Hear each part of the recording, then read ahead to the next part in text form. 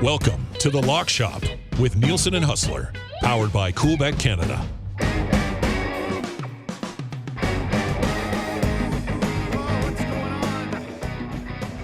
Lock Shoppers, Huss. What's happening, buddy? How you doing, man? Look who's back. Here I am.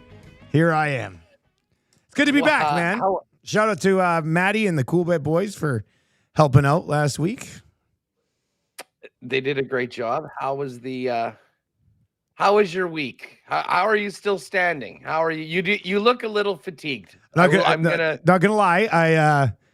I'm a little tired today. You know, getting back up at 4:30 again, kind of, and then everything. Like I was sleeping pretty well during the tournament because I didn't have to be at the rink till about 10:30, 11. Now then, when I went I was there for like 12 hours, but I was getting a little bit of sleep. I was sleeping into like 8 o'clock. It was nice. So I had energy throughout the day, but then last night I did the Elks game, went out for dinner after, and then slept for like 4 hours last night. And I'm just like, here we go again. But you know what? The voice sounds a little tired today, but it held up really well through the tournament into the CFL game last night. So I heard your streeter, like, you know, when you do like the walking little promo. The walk and talk, yeah.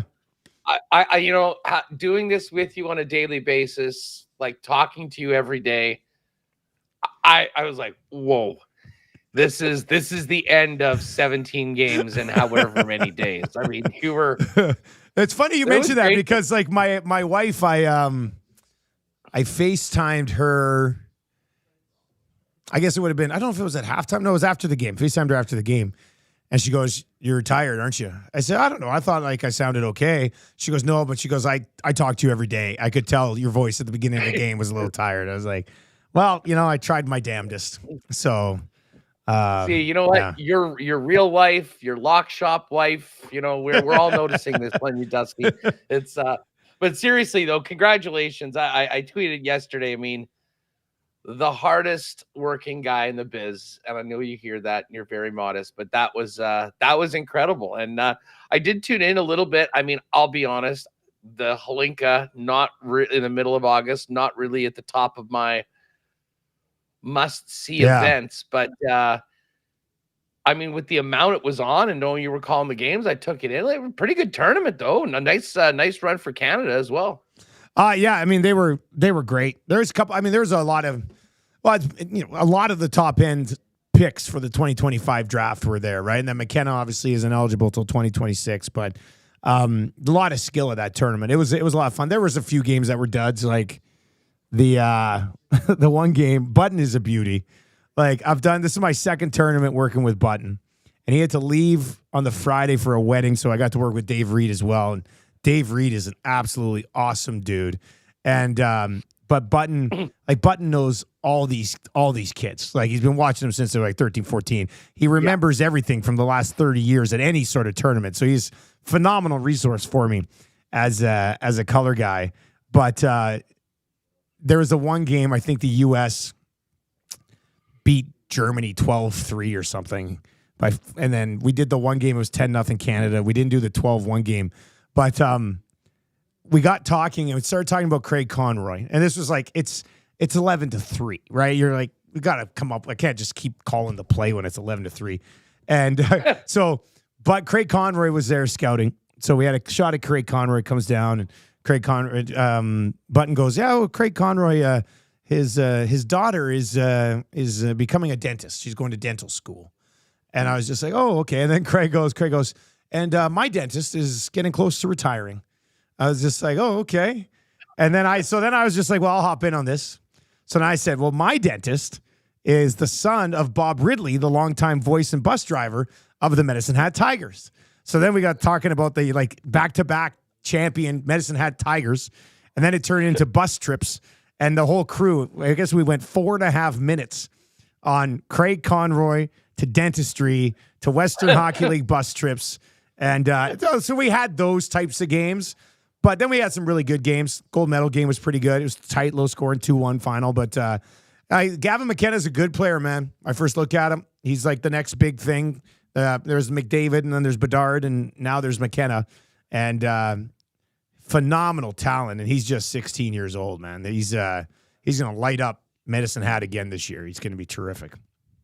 Well, listen, you're going to be the guy we're going to be leaning on when the Coolbet lines come out for the 2025 NHL draft. We're going to be like, all right, Dusty, he saw these guys. As He's sad been as it scouting is, this for a year. You're right, and I'm ready. I'm ready. You tell me right now. I want to get these 25 odds right now and look at it and be like, this kid, no chance. Not after the tournament he had. Take him out of the first round, you know? But it was nice to get a look at those kids. It was fun. Good time. The one thing is you were living in that rink for an entire week. Yeah.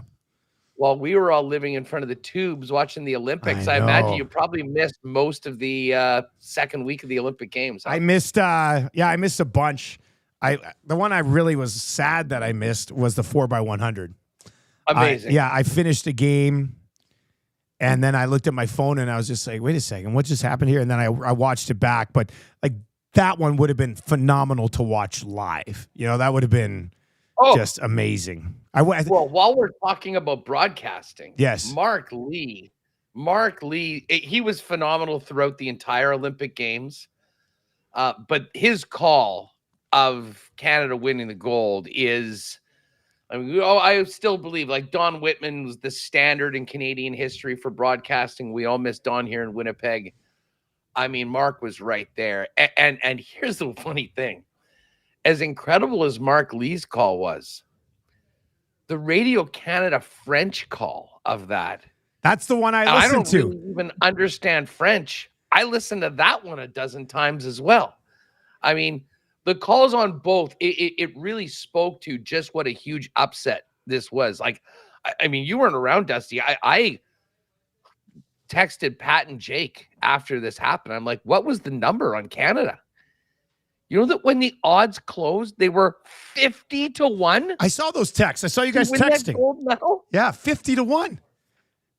That might be the biggest upset of a gold medal in the entire Olympics. Like I'd be interested to know if there was a gold medal winner in any sport that was a longer shot than 50-1. I kind of doubt it. It was amazing. I was the men's 100. I can't remember where I was 2 weeks ago, but I remember I was leaving the hotel to go to the game, and the men's 100 was just coming up, and I was like, man, I got to go. I said, but I'm not leaving the men 100 final. Like, this is so I stayed and watched that one live, but then after that, I ended up missing out on a lot of it. But the men's 100, would that be the highlight of the games for you, Huss? Like, there was so much, and it was a very good games for Canada, and you had Summer McIntosh early in the games, obviously. I love the hammer throw kid. He was absolutely phenomenal. Oh, yeah. I know the Wiz breakdancing won over some people, but that 4x100, that's got to be right up there. To me, it's the number one Canadian moment of the Olympics. Like, I actually have a top 10 here. Perfect. I have a top 10 here. I'm going to go through this in more depth on WST, but would you like my top 10? I would love your top 10. I don't know if you want to spoil it for WST, but I'd love to hear. You know what? Listen, it's the lock shoppers get the first thing. We'll talk about it more on the other side. But anyway, so here's my top 10 Canadian Olympic moments / achievements, whatever you want to call it. Number 10 is the Wiz getting the gold and trying to redeem the sport of breaking after the ray gun fiasco the day before. And I'm not sure that he was able to do that. I don't think anyone could have done it, to be honest with you. We will forever remember the breaking competition as the 36-year-old PhD on cultural studies from Australia doing the kangaroo, mixing a sprinkler in, and just generally looking like an NHL goalie searching for the puck on the ground. But the Wiz came through, and again, we should say shout out right off the bat to everyone that jumped on our exclusive. That was up for 2 weeks. We were talking about the Wiz plus 250 came through. So that was quite nice. Number 9 is the Torque to Bronze by Alicia. What's her last name? Hughes? Our Canadian, the bronze medal. Yeah, she keeps popping up on my TikTok. Is it the Hughes? Funniest thing, I think it is. I think it is. I could be wrong. She's Alicia. And the funny thing is she's coming out now. There's all these things like Olympian does twerk after medaling to promote her OnlyFans page. Oh, my God. And the funniest thing about it is, like, no one knew she had an OnlyFans page until they started all these articles essentially promoting her OnlyFans page. So Alicia Newman, excuse me. I don't know why I called her Hughes. But anyways, the pole vault was amazing. She was great. She had a lot of fun doing it. She got it. Got to give a shout out. Number 8, bronze medal, Taekwondo, Winnipeg, Schuyler Park. She was great. Tough quarterfinal loss. Battled back through the repechage to get onto the podium. Number 7 was a late one, and that was the silver medal in 800 meters by Marco Arop. Buddy, he's been on the Hangout. He's from Edmonton. He was on the Hangout before he left for the games. He missed a gold medal by 1/100th of a second. He cruised through that semifinal, like barely broke a sweat. It was impressive. Dude, it was phenomenal. Now, number 6 is the silver medal by Canadian sweethearts, Melissa and Brandy, in the beach volleyball event. The beach volleyball was incredible. And that final match, I mean, they went toe-to-toe with the Brazilians, took them to 3. They were right there. Yeah, because it's funny. I was in like our media room having lunch or dinner or something, whenever that was on. And I was watching it, and they were up in the first set. And then I went back into the game. I didn't realize they lost until I saw them playing for bronze the next day. I was like, God damn it. Because that would have been great. But yeah, they were sweethearts as well. That was nice to see. No, that was the gold medal game. Like they got that silver. was the gold medal game. Yeah, that's right. Yeah. They lost the Switzerland game. They lost the first game and came back and won. Took the next one, which was amazing to get to that gold medal. They were looking really. They were up very early. I don't. How did the other 2 sets play out? Because they were up like by 5 or 6 points in the first one. In the gold medal game? Yeah, in the gold medal game. Yeah. Well, they blew that. They gave up, I think, 6 of 7 points kind of late in the thing, and it was like 22-all with 23-all. So they lost the first. They came back and won the second, I think 21-12. And then just sort of were behind early in the shorter third game and never were able to make it up. But our silver medalist in beach volleyball get number 6. Number 5, the rugby sevens women's team of Canada. Oh, it's so long ago. I almost forgot about it. Yes. Piper Logan, the upsets over France and Australia. That was absolutely phenomenal. Loved it and loved the sport. 4, we are a hammer nation. Yes, we are. Cameron and Katz doing the double, winning the gold medals for us in the hammer. Number 3 was, to me, the moment of the games, right up there with, the 4x1. There was no medals involved, but it's a story we'll be talking about for a long time, and it's Canada's women's national team coming back in the fashion that they did against France to keep their hopes alive and make it through despite that 6-point penalty. That was incredible. And I actually just talked to AJ Jakubek, who, of course, was there. He's such a psycho, man. He went there. It was the Red Blacks bye week. He went for 10 days.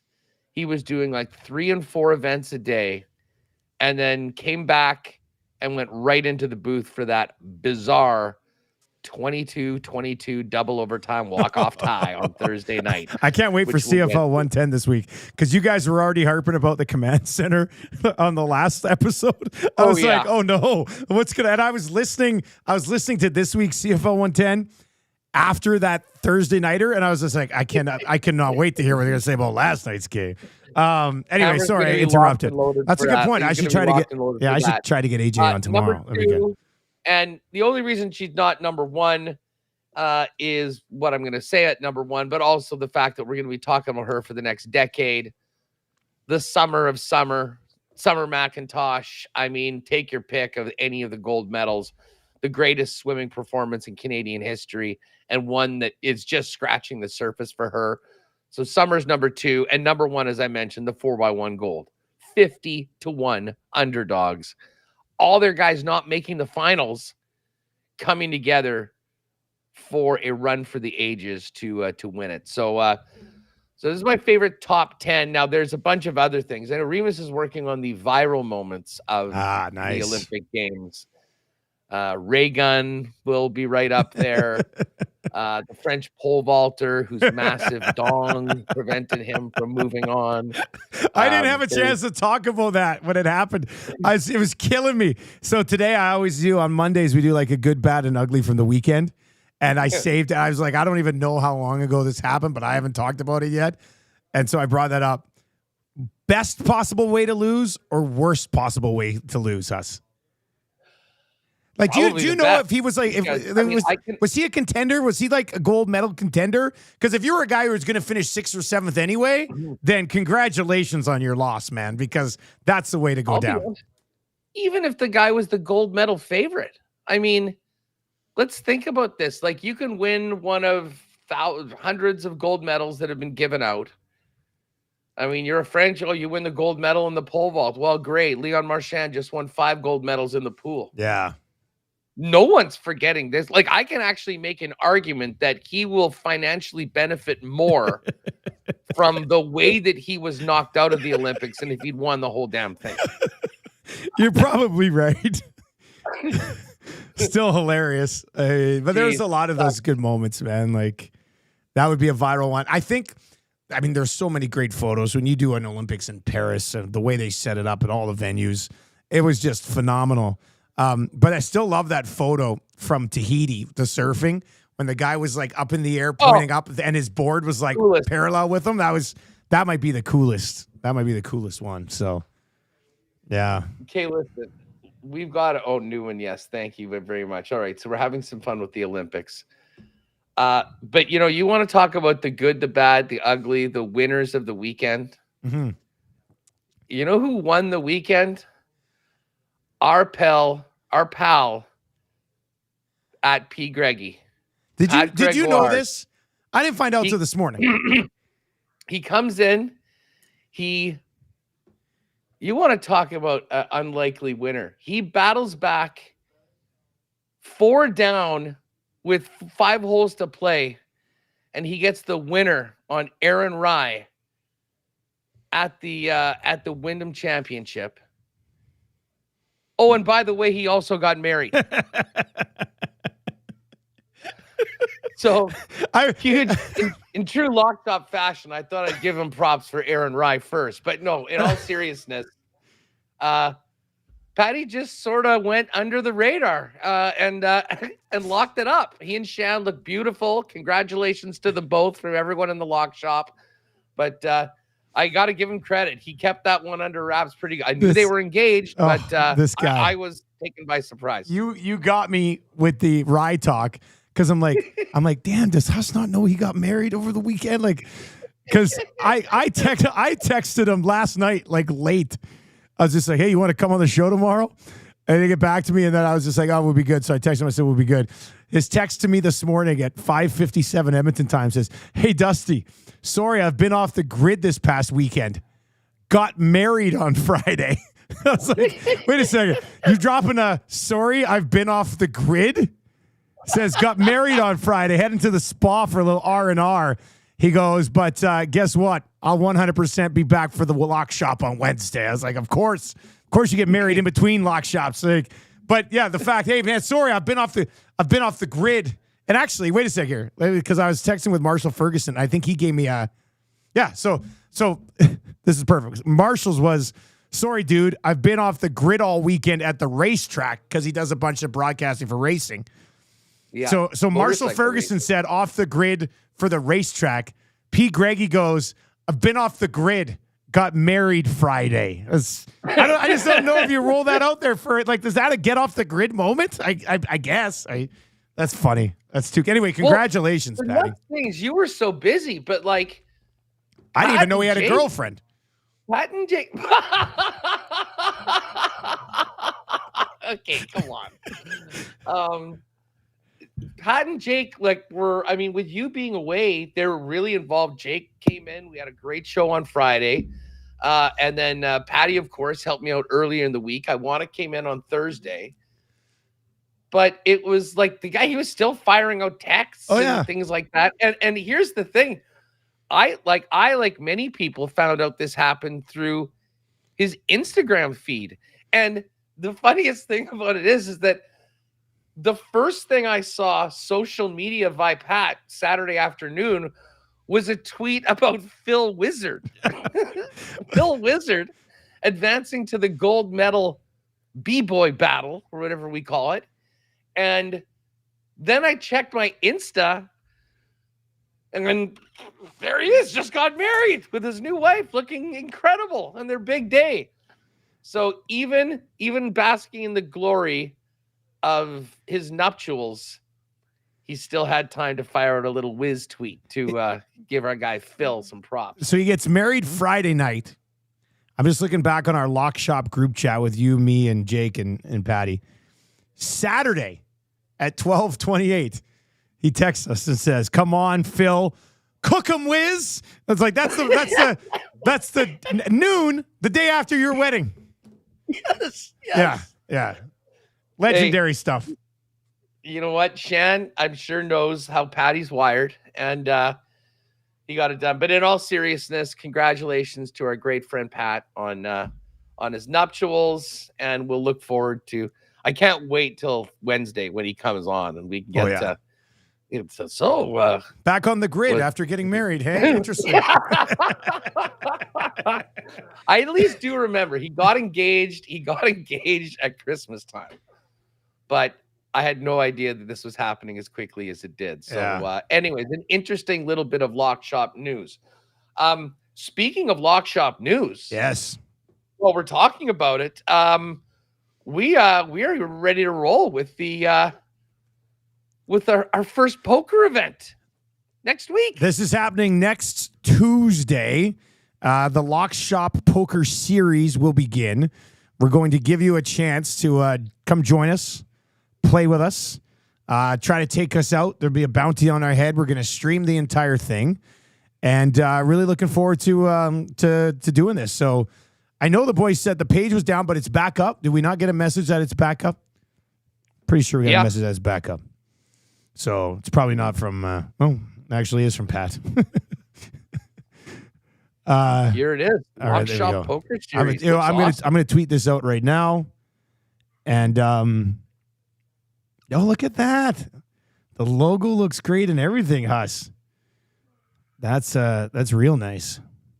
It certainly does. So here we go. A week tomorrow, Tuesday, 8 p.m. Mountain Time, 9 p.m. in Winnipeg, is the poker tourney.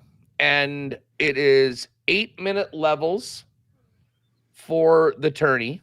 So, I mean, this is not one that's going to take, 6-7 hours. Just looking at the details. Because they're set up, the buy-in's it's $30, which is actually 20 euros. So it's a little confusing. I think when I did it, it'll actually be like 29. Yeah, it was like right there. Yeah. Bottom line is it's 20 euros, which is $30. Starting with 10,000 chips. And look at this, bounty prizes. If you knock out myself or Dusty, and there's $100 bounty on our heads. There you go. That's going to make it more difficult for us, but that's fine. That's fine. Hey, come at me. Scare you all come down. at me. Come at me, bro. Exactly. Yeah, I'm a very tight player. I'm not getting in on anything. Yeah, and some other EST and WST special guests will be announced in the next week or so with bounty prizes of 50 Canadian bucks. But yes, there's a $100 bounty on Dusty's head, a $100 bounty on my head. And it should be a heck of a lot of fun. So do we want to we should throw the link out in yeah, we can throw here. Give me a sec. I got it. If you could just copy that and throw it into the chat. Done. It's already up there. And then, you know, it would be good all week, if you can, let whoever sets up, probably Awanik or whoever sets up the actual show Throw it up over on the left, yeah. Yeah, we need the link in the link in the description of it. But Lock Shoppers, join us, and why don't you just enter right now? You can reserve your spot by clicking onto that link. I'm looking right now. I'm looking to where I know Jake, you're watching. Where do you click to register right now? Is it the click here to go directly to the tournament? Would that be it? So, yeah. That's probably got to be it. We will do that. If you have any questions, send us a DM. But in the meantime, get in there, get your spot, and get ready to throw down with us coming up next Tuesday. Yeah, it should be a lot of fun. I don't know how many players will get in it, but it'll be a good time. We're trying to do maybe like 3 or 4 of these a year if we can. It'd be kind of fun. Well, that's the thing. And I think this one is going to be a fun one to kind of get going, and we'll see. We'll get feedback from everyone, what they like, if we need to tweak the format or anything like that. You know, it's the end of summer. I know there's probably some regulars that'll be on holidays that might not be around. But it'll be a heck of a fun time on kind of a lower part of the season. Yes. It's really just this and fantasy football drafts for the next few weeks. Pretty much.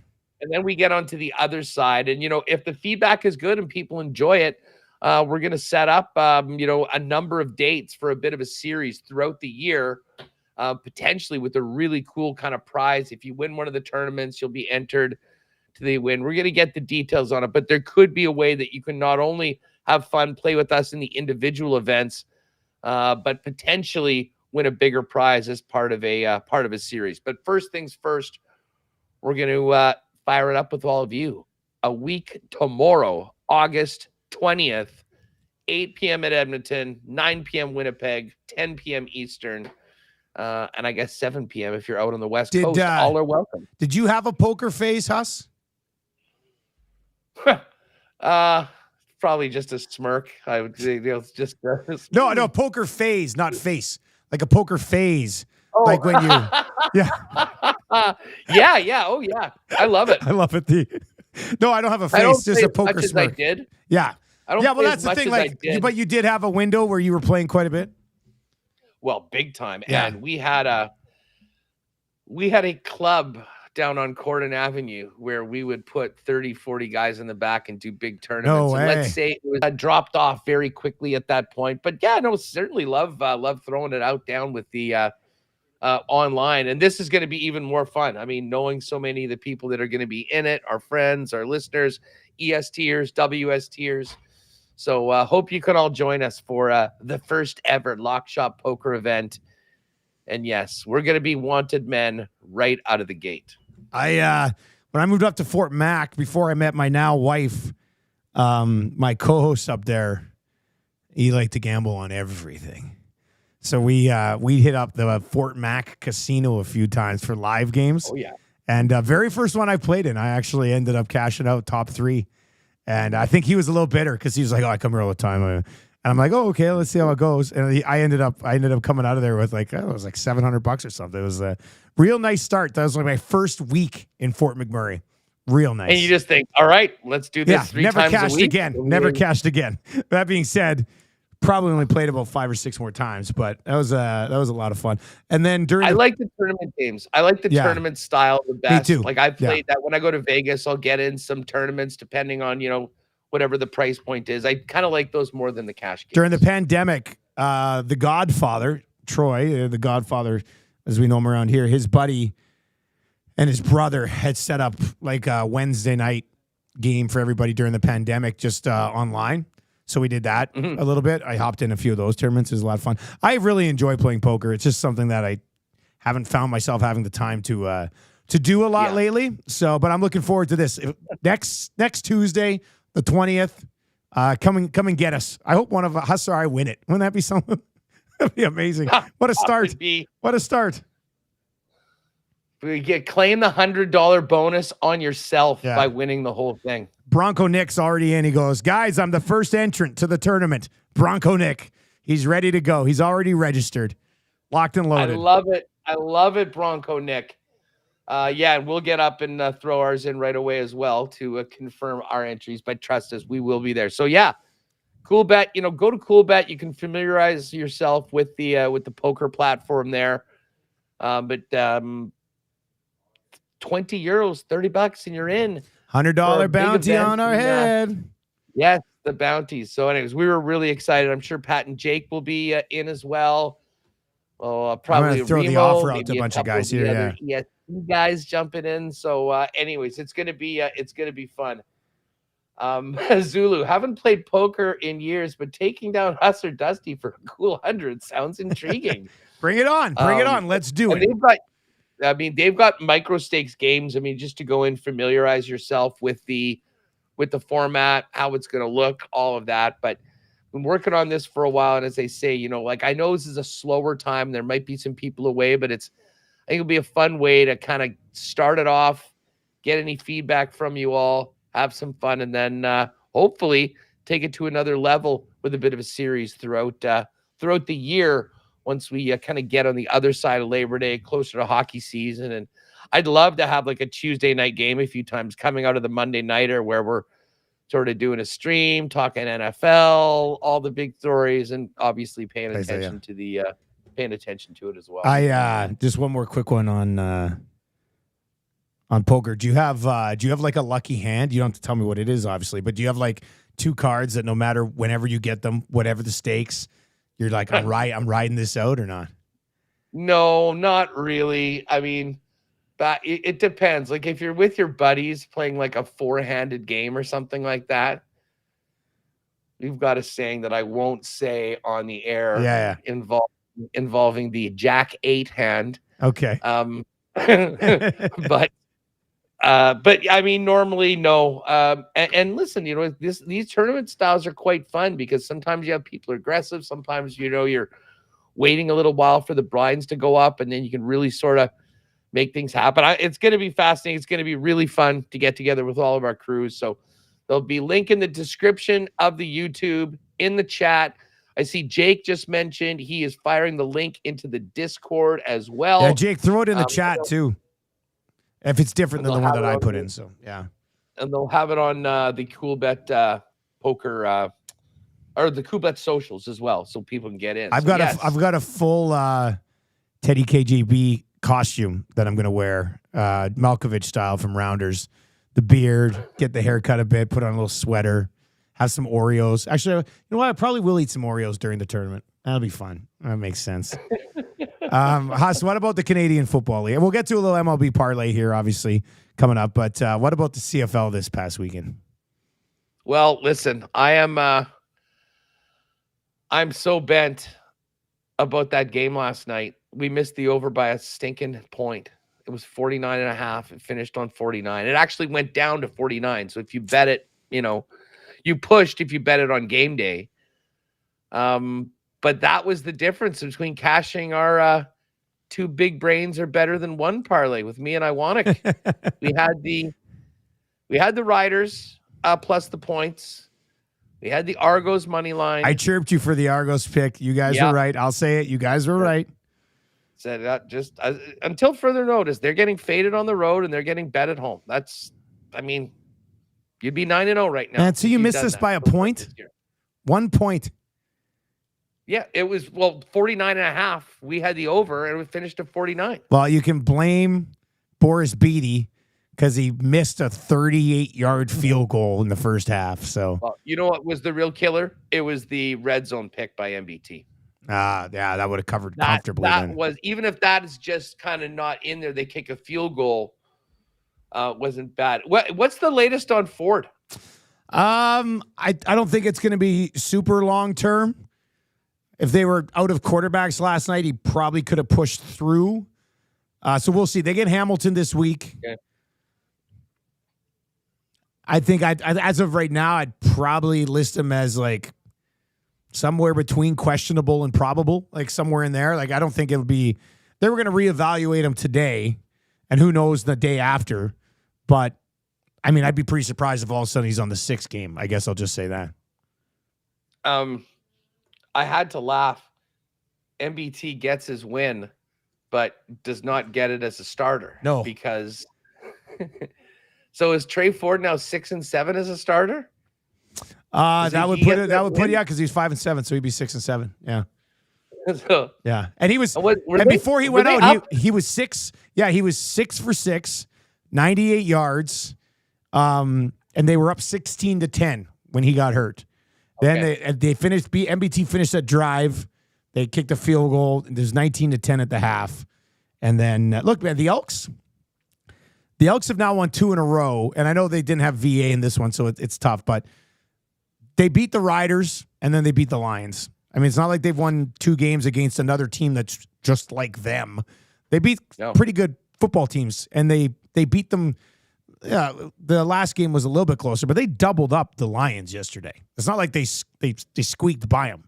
So the very interesting thing here is they get Hamilton. It looks like Taylor Powell's going to start.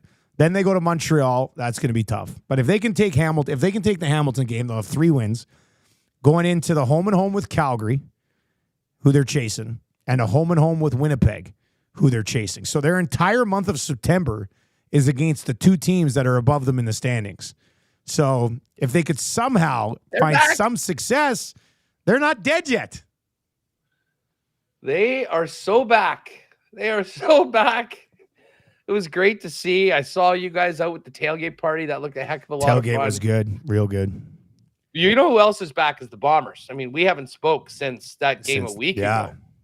But you want to talk about a stunning result. I mean, I was obviously at the game, so I didn't hear what you guys were saying on the broadcast, but 4 first downs. Well, that's one of those ones that you're speechless, right? You're just like, when I was prepping for the game yesterday, because BC was here, the last time they had 4 first downs in a game was 1954. Like we're talking almost like closer to 100 years than 50. Like that's the last time. It was tied a franchise low. 1954, 4 first downs. And I know VA got hurt later in that game, but he was there for the main chunk of that game while it was being decided, and they could not get anything going, like nothing at all.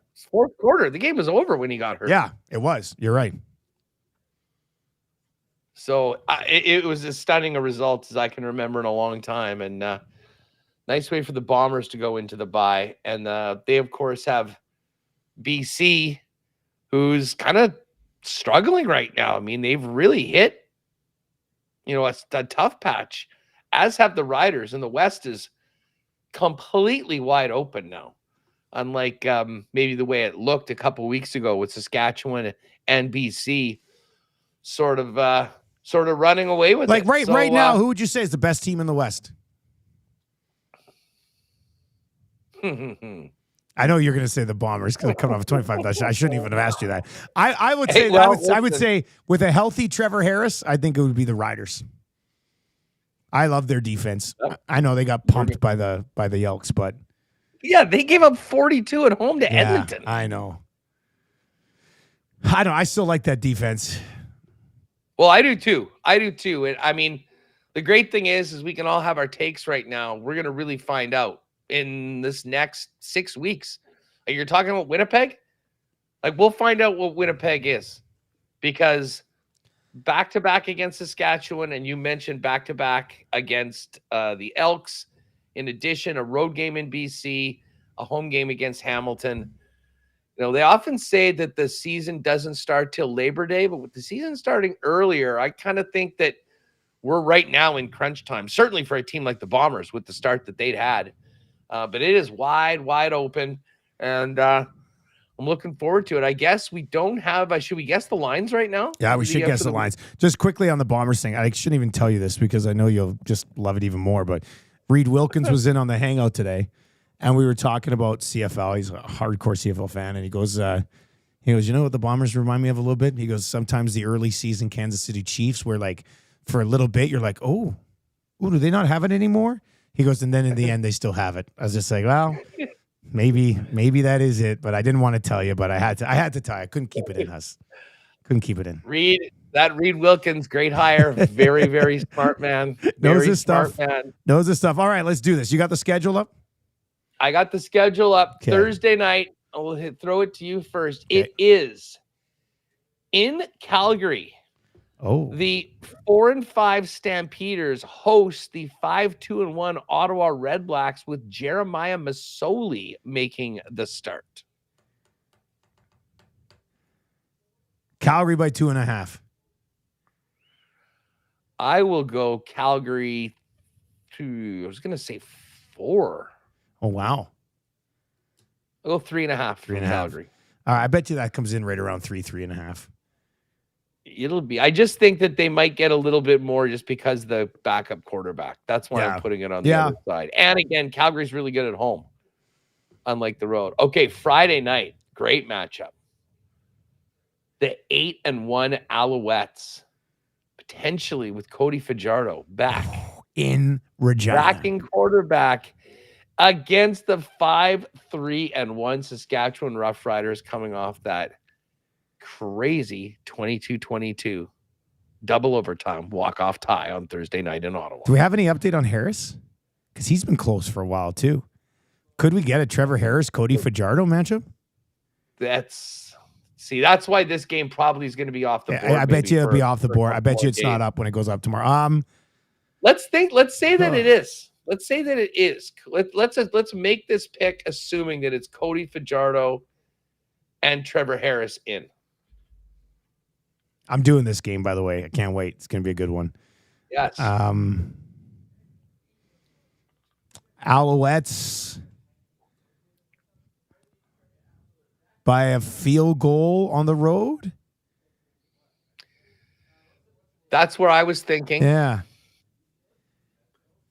But I think that means it would be Montreal -6 on a neutral field. And I think that's too much. I'll go Montreal. It's got to be a slight favorite at least. Yeah, okay. -1.5. Like a very, very slight favorite. Saturday, Edmonton at Hamilton. Oh, boy. This was that matchup a few weeks ago where we thought that someone's got a win game.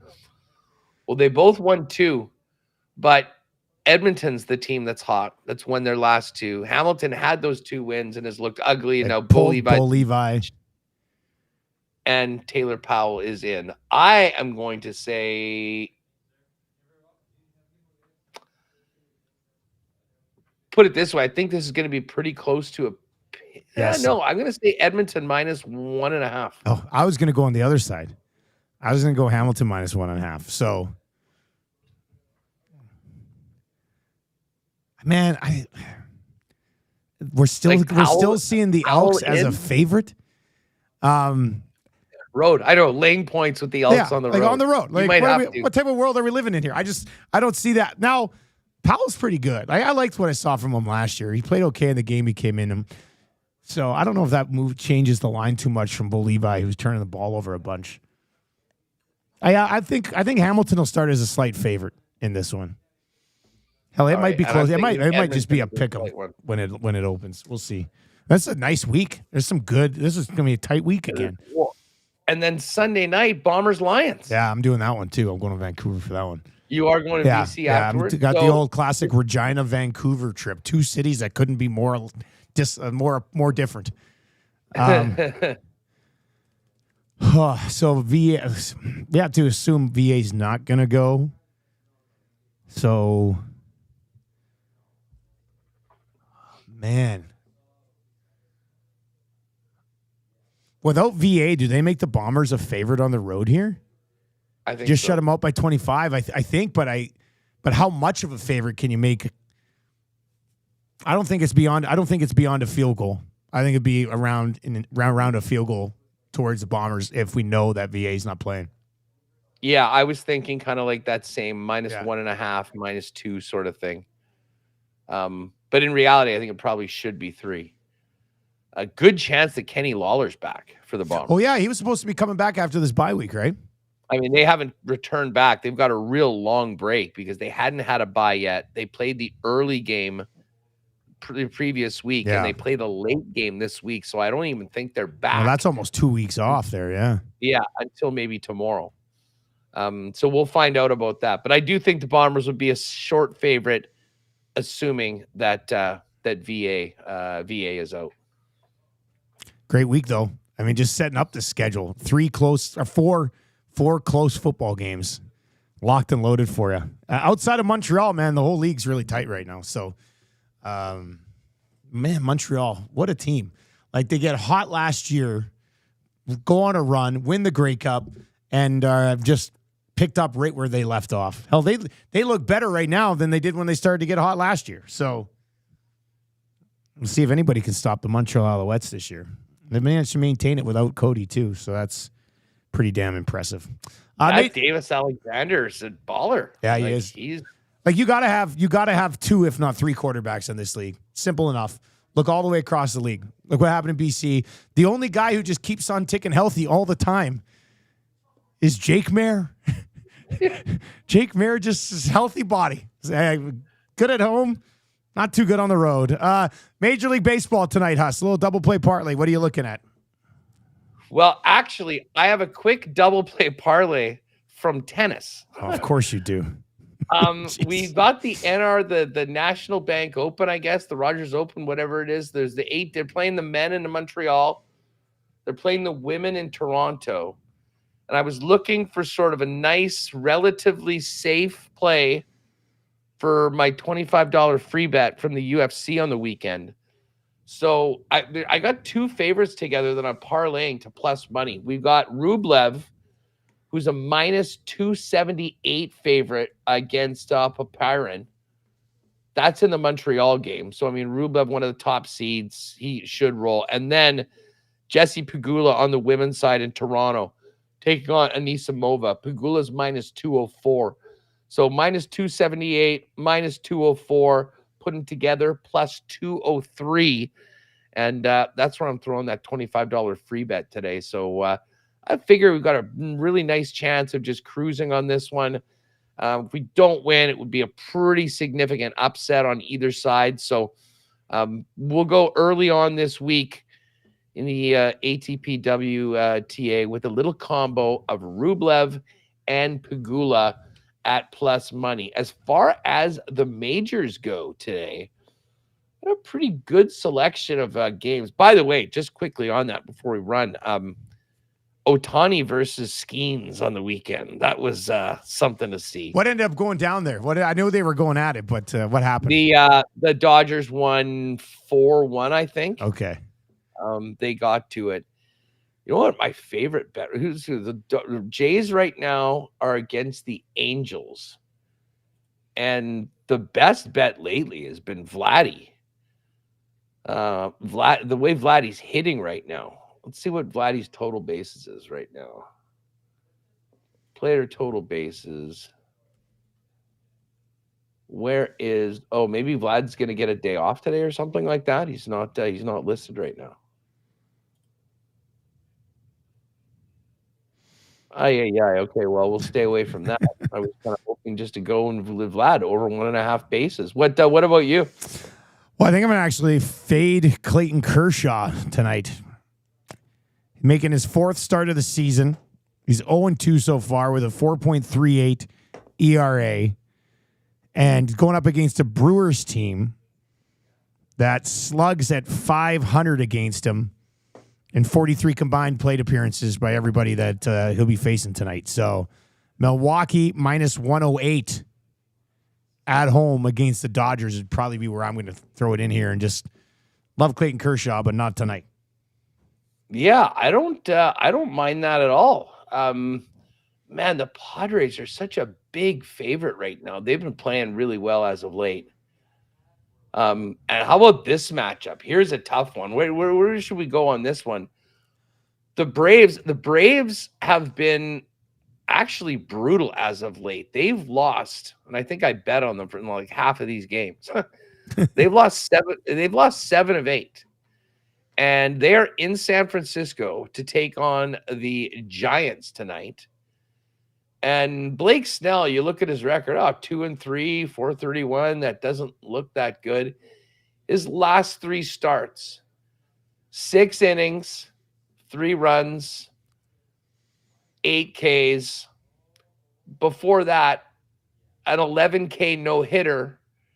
And the game before that, a 15 strikeouts in 6 games. So let's go Blake Snell and the Giants on the money line tonight.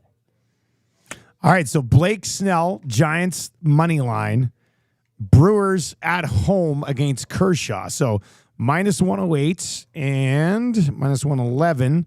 We'll put it at plus 266. We will get you a little boost for the double play parlay. What's coming up on Winnipeg Sports Talk today, Huss? Well, AJ Jakubek. AJ, as I mentioned, just got back from the Olympics. So we're going to talk to him about the Olympic experience, all the stuff that he went to, just the best and worst of the Olympic Games overall. And then we'll get to his return to work on Thursday night. Maybe even a conversation about the command center for a little bit. And then Hammer's going to come by for our weekly visit. I mean, we won't get into a lot of the topics we normally do on CFL 110. We'll get into that tomorrow, but that'll be up later on. Yes, if you are a big CFL fan, wherever you get your pods, just put in CFL 110 and sub there. Of course, you can get it on the YouTube channel as well. And other than that, maybe we'll just be firing people up for the poker tourney a week Tuesday. Yeah, we'll talk about that the rest of the week. Quick note from Britt Dort: Trevor Harris taking reps with the starters at practice. Let's go. Give us Fajardo Harris. Give us Fajardo Harris. I'll be in the building. That's all I want. Good times, Huss. Good times. You have a good show, buddy. And I'll chat. I think I might bring some fantasy football rankings to the table tomorrow. Pick a position. Oh. What should I do? Pick a position. What position should we do tomorrow? What do you want to do? Running backs, receivers? Well, you know what? Here, I will put this to you. Okay. If you win choice of draft position in a 12-team league, where are you taking? Oh, definitely. Let's do that tomorrow. Can we do that? Could we talk about that tomorrow? Absolutely. Okay, because I got like 2 different ranges. So yeah, good idea. Maybe we start off focusing on just like kind of the first round. Okay, yeah, that's fine. First round, and then we can we'll have some time to dive into positional battles. But let's begin fantasy discussions. First round. Talking about the first round. Where would you like to pick the most if you have choices? How the consensus is shaping up that first round, and then we can kind of get to tiers where we think it sort of shifts. That'll be a lot of fun. And again, I'm excited now. We missed you last week, so we've got a lot of NFL futures. Oh, I will leave you on this. Okay. I will leave you with this. I have been paying quite a bit of attention to Vikings camp. Okay. I did watch the Vikings preseason game on the weekend. And as I tweeted Saturday afternoon, I've seen all I need to see. And I hit JJ McCarthy at 17-1 for offensive rookie of the year. Oh, you're not messing around. No, I think he starts by week 3 for the latest. And with the weapons that Minnesota has, I think he's going to be good. So we will discuss that. That'll be another future conversation right now. Lots but that's of them in August. I think there's going to be some steam on JJ as we get close to the regular season. How long can Sam Darnold hold him off? If KOC started him in week 1, I wouldn't blame him at all. He's looked that good through camp, and they know they're moving with him. Nobody's ever criticized somebody for not starting Sam Darnold. Easy enough. Have a great one, pal. Too, Welcome back. Have a good show. There you go. That's us. That's going to do it for the Lock Shop today. Thank you very much for joining us. Good luck tonight, and we'll talk to you tomorrow.